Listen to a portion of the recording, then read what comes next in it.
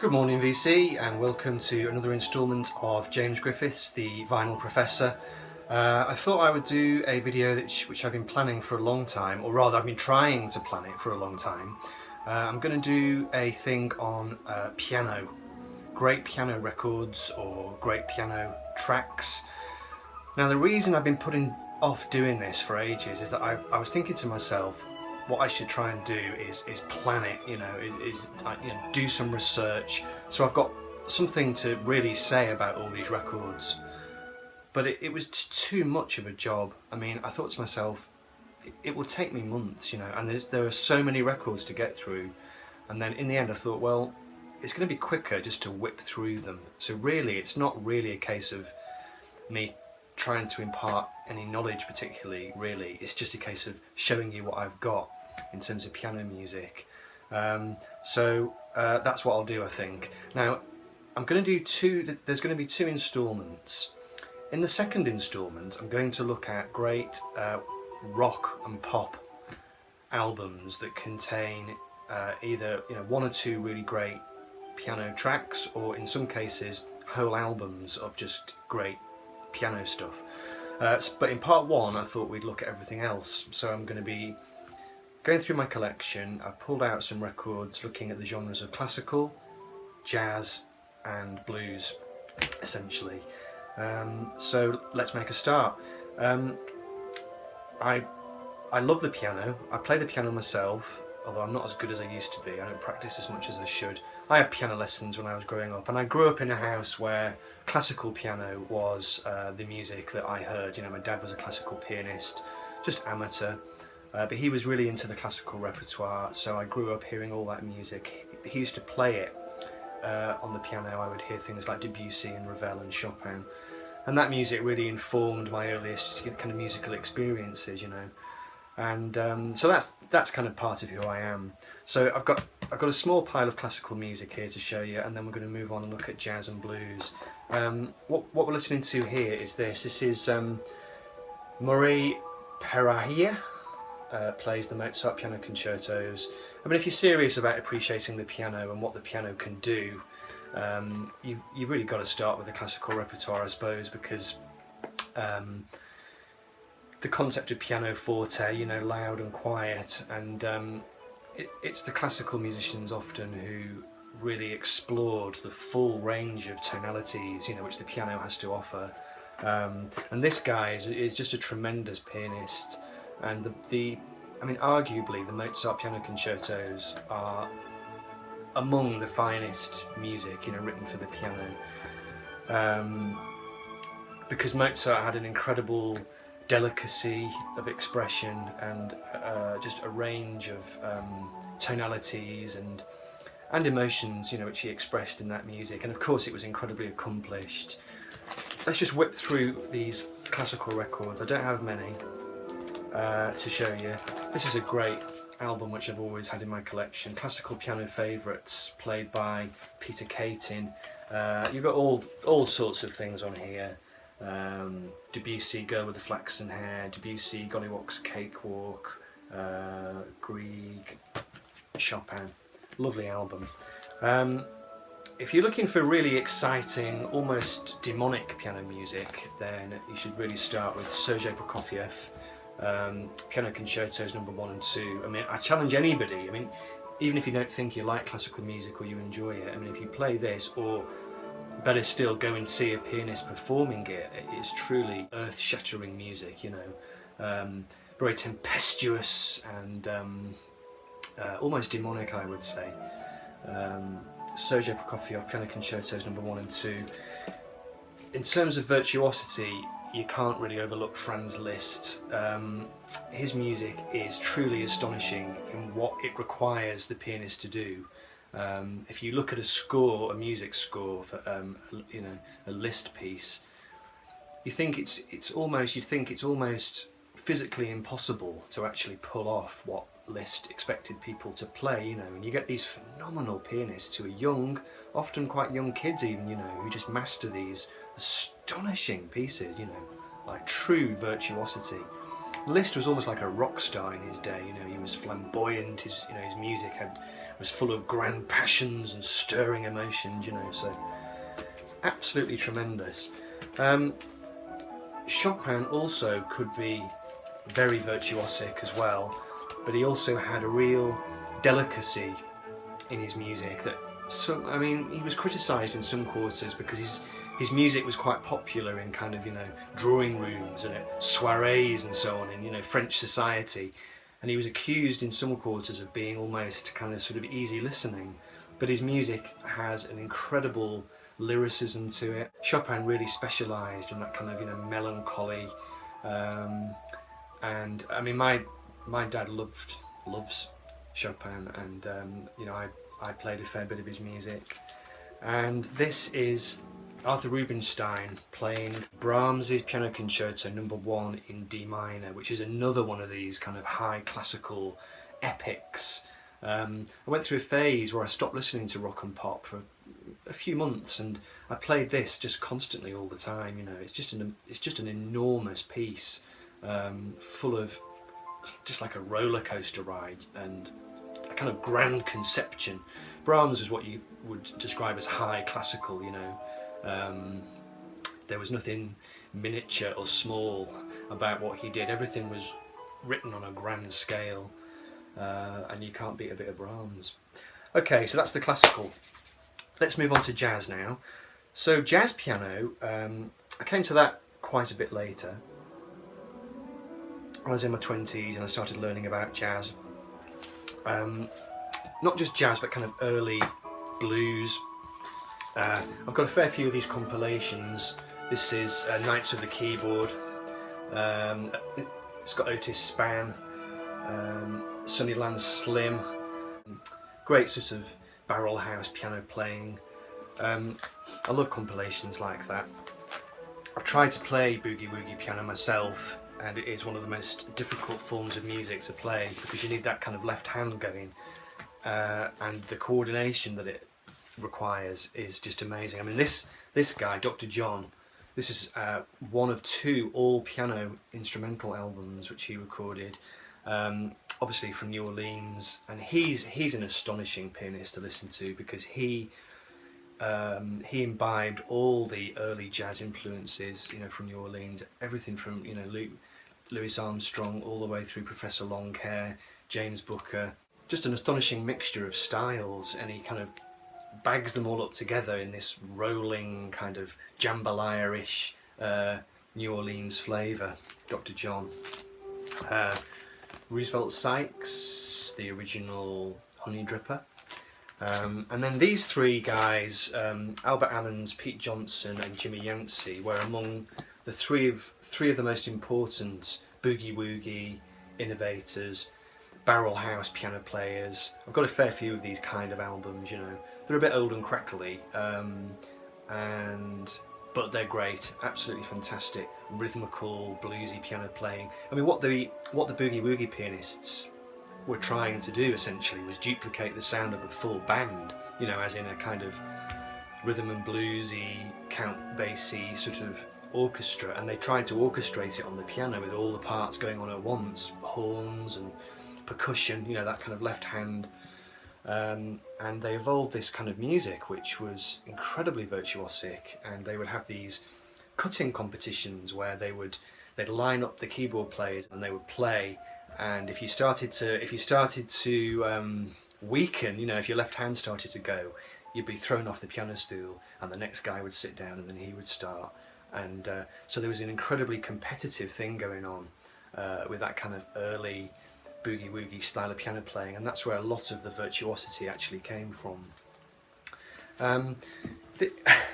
In my collection, I don't have very many valuable records, hardly any in fact, but I was convinced for a long time that I'd got something special here.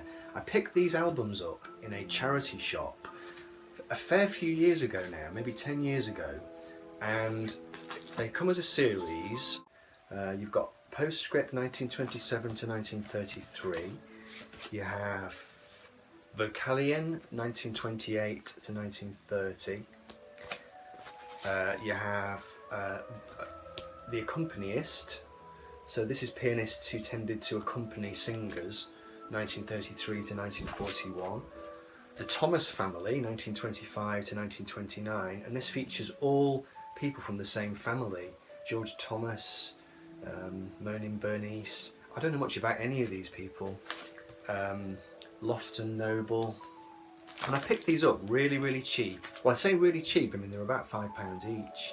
But I was convinced that I was buying something that was going to be worth a lot of money. And I checked recently and they're not worth anything at all. But they're good. They're a good way of listening to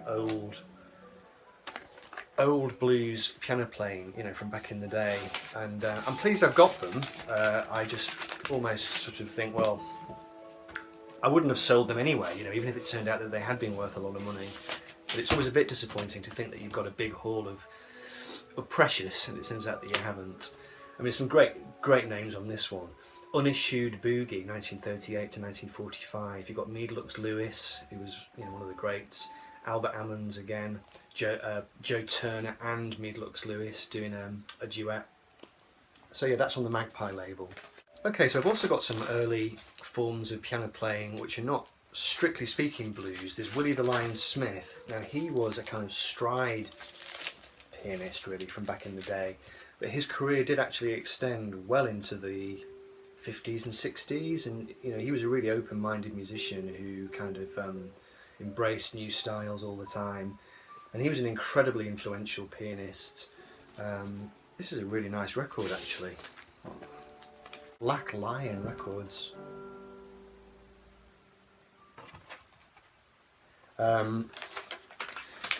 Now Richard Riley is going to know so much more than me about these kinds of music, so I'm really hesitant to try and hold forth, you know, some kind of authority. But stride piano is a particular thing. It's where the left hand does a kind of two-figure dun dut dun dut dun dut, broadly speaking, and the right hand improvises over it. It kind of emerged out of ragtime, I think. I think I got that the right way around. It was ragtime and then stride. Richard, correct me if I'm wrong. And Willie the Lion Smith was one of the earliest and one of the finest proponents of that style of music. Another guy, this is a record of piano rolls. James P. Johnson, 1917 to 21. Parlour piano solos from rare piano rolls. And we know again Richard has a fine collection of these. So that's a really interesting album to have. Just incredibly virtuosic music. It just melts my mind sometimes, just hearing just how intricate the music that they were able to play was, and just incredible strength in their fingers, these guys, you know, and incredible feats of coordination as well. And then you've got like really early jazz stuff. Jelly Roll Morton from New Orleans, who was a great kind of, you know, pioneer.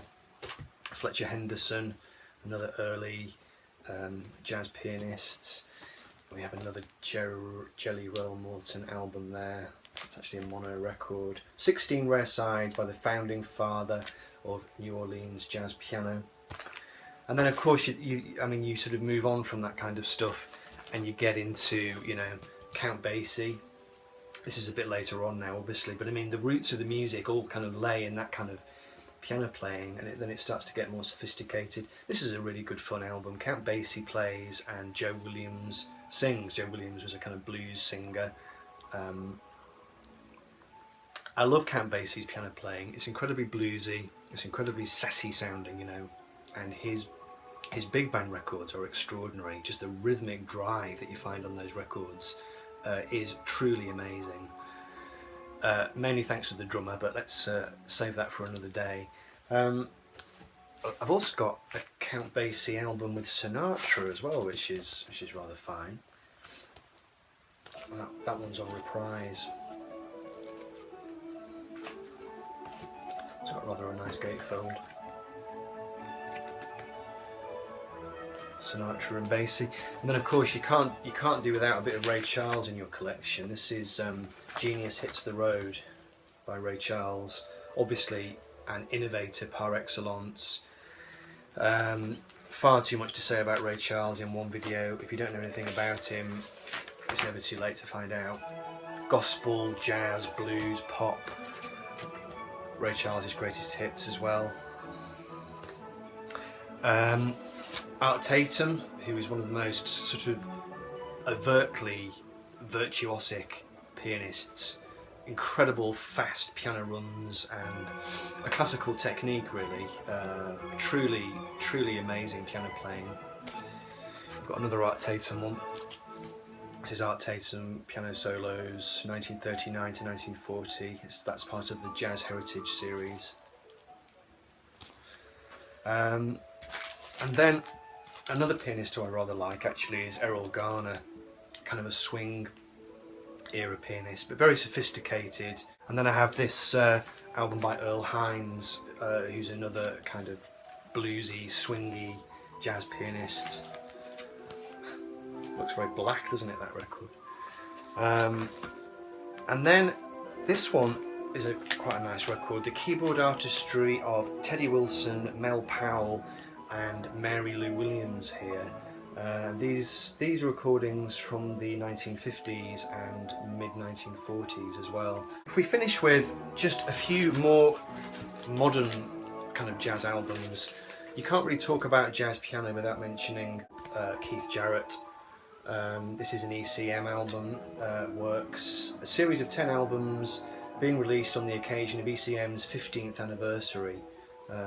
It presents recordings of 10 musicians who've been working with ECM from the beginning, and this was a limited edition series of records, so that's quite nice to have. Oscar Peterson, again a bit like Art Tatum, he kind of really blazed a trail, opened up huge possibilities of what it was possible to do with the piano. There's a pianist nowadays called Julian Joseph, who was very inspired by Oscar Peterson, and he is absolutely tremendous to watch. You got bop piano playing, of course. The amazing Bud Powell. This is his album Time Waits on Blue Note. Bud Powell, Sam Jones on bass, and Philly Joe Jones on drums. Bud Powell had quite a percussive style, and again he was very influential in that kind of hard bop idiom. And of course you couldn't possibly talk about jazz piano without mentioning Thelonious Monk. This is Monk's Dream. I'm sure you'll have heard Monk's playing. It's kind of very off-key. He used very unusual chord progressions. He kind of worked almost wrong notes into the music, and he left things unresolved. It's almost like a jigsaw puzzle which has been put together, but it's not being put together quite right. You know, his music is very jarring, and so many people loved him because his personality just shone through his piano playing. He was very sort of unorthodox. I mean, in the middle of playing a piece as part of a jazz gig, he would just suddenly get up and start capering around the stage, you know, dancing. He was very eccentric, but one of the most well-loved pianists of the bebop era. And then finally, if we finish with some absolutely essential piano albums, Kind of Blue by Miles Davis, of course, features the incredible piano playing of Bill Evans, who was a kind of an impressionistic pianist, really. He was quite influenced by classical music, and also Wynton Kelly on piano on that record as well. So you've got two pianists for the price of one on there. And to finish, we'll have A Love Supreme by John Coltrane, and the pianist on this, of course, is McCoy Tyner, who really was one of the only pianists who could have matched John Coltrane's technique. You know, John Coltrane had this 10 million notes per second kind of approach, and he needed a pianist who was going to be able to compete with that. And of course he had Elvin Jones in the band as well, you know, the drummer, who was able to set up this sort of rolling, oceanic drum rhythm. And McCoy Tyner kind of stepped up to the plate and was absolutely perfect for that band because his piano playing was florid, you know, lots and lots of notes, very expansive, really rich playing, and that again is a fantastic piano album. Okay VC, that was a real crash course, roller coaster ride through just some of my jazz, classical, blues, piano albums. Stand by for part 2, where we're going to be looking at some great piano tracks and piano albums from rock and pop. So take care, see you all soon VC, give us a like and a subscribe if you would care to. Take care, bye.